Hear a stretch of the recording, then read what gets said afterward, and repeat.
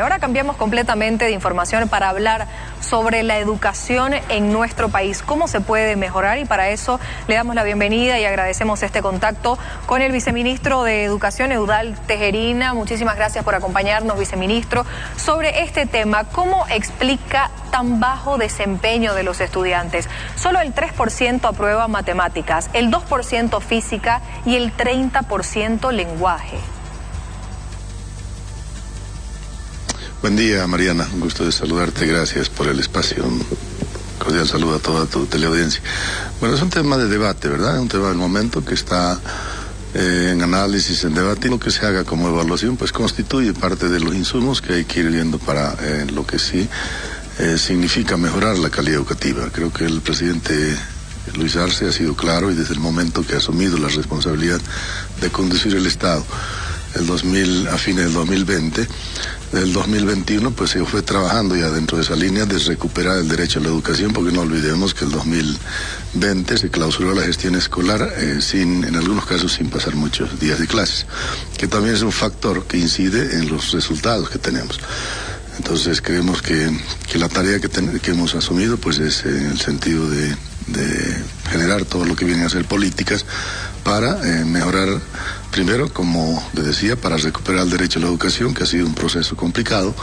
El 2021, como ustedes conocen, se ha dotado de textos a efectos de que puedan apoyar. Viceministro, permítame que le consulte, pero ¿cómo se explica estos resultados tan bajos? ¿Cuál es la lectura que usted tiene al respecto? Bueno, hay muchos factores que han sido, ¿verdad? O sea, anteriormente, lo que inclusive teníamos dificultades con el tema de docencia. Teníamos docentes que no eran pertinentes, por decir, uno de los elementos. Había docentes que eran del lenguaje, pero que estaban dando porque no había docentes de la especialidad en lo que era matemáticas, y así otros dentro de la misma naturaleza. Los de primaria en algunos casos estaban dando secundaria. Entonces lo que se ha hecho es una reestructuración de lo que viene a ser a partir del currículo, y también un reordenamiento en toda la estructura del sistema educativo, y que ha sido un proceso complicado, que no ha sido fácil. Entonces eso también implica que ha tenido como efectos estos resultados que tenemos. Ahora, obviamente, el cambio al modelo educativo, como este conocimiento de la opinión pública, a partir de la aprobación de la ley del 2010, pues no se han hecho los congresos que debían hacerse de acuerdo a norma cada 5 años. Se han hecho eventos a partir de la implementación en 2014, con la cuestión ya del currículum 2012-2013, y que han ido en sí implementándose en el marco de la nueva política educativa, y todo cambio siempre genera niveles de dificultades en la aplicación misma. Entonces creemos que parte de esto también la situación, por decir, de unidades educativas que eran muy precarias y que se han ido trabajando para mejorar. Viceministro, permítame, si comparamos estos resultados con otros países, ¿dónde deja esto a Bolivia? Mejores, ¿no? Por eso estamos hablando de realidades que hemos tenido y que no son, en educación no vas a cambiar de un año a otro, ¿verdad? Son procesos complejos y largos.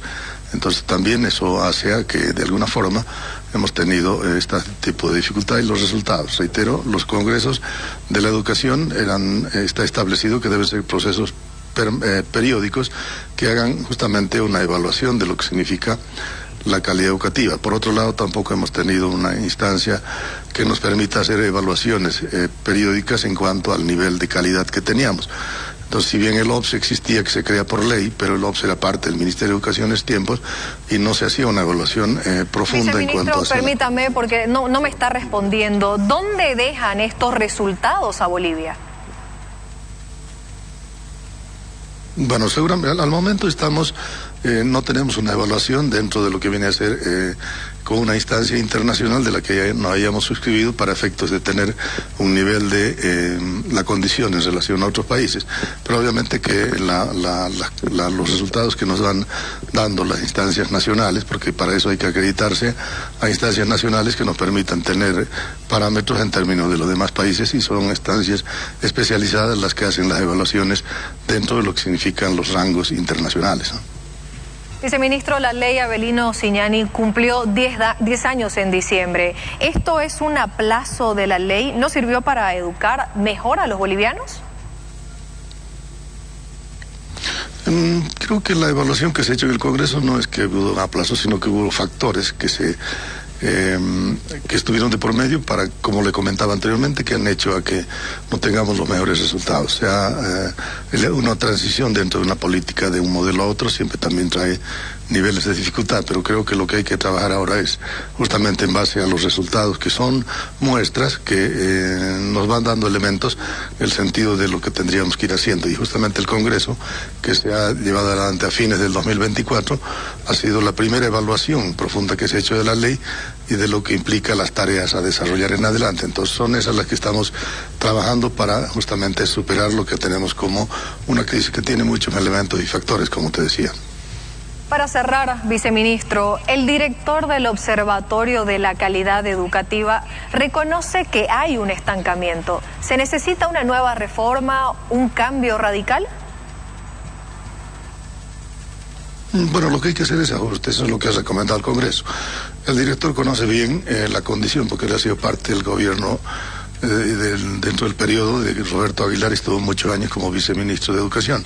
Entonces él conoce cómo se ha diseñado el modelo y cómo se ha ido implementando. Entonces, pero los resultados son parte de lo que significa que hay que ir ajustando, ¿no?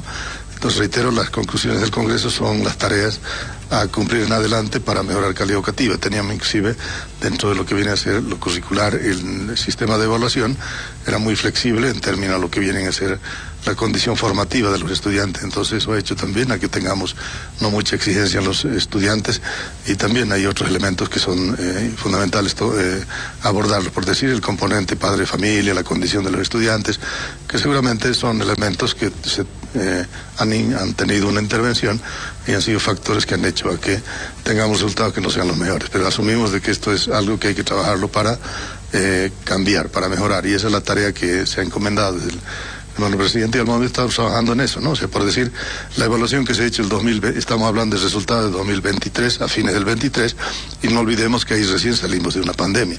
El 2020 hemos clausurado la gestión escolar en muchos de los casos sin pasar clases. O sea, ese efecto ha tenido pues una repercusión muy fuerte en cuanto a la condición formativa de los estudiantes, ¿no? Le agradecemos por esta entrevista. Nos acompañaba Eudald Tejerina, viceministro de Educación, para hablar sobre la calidad educativa en el país y cuáles son las mejoras también que se tendrían que realizar. Continuamos con más en la revista.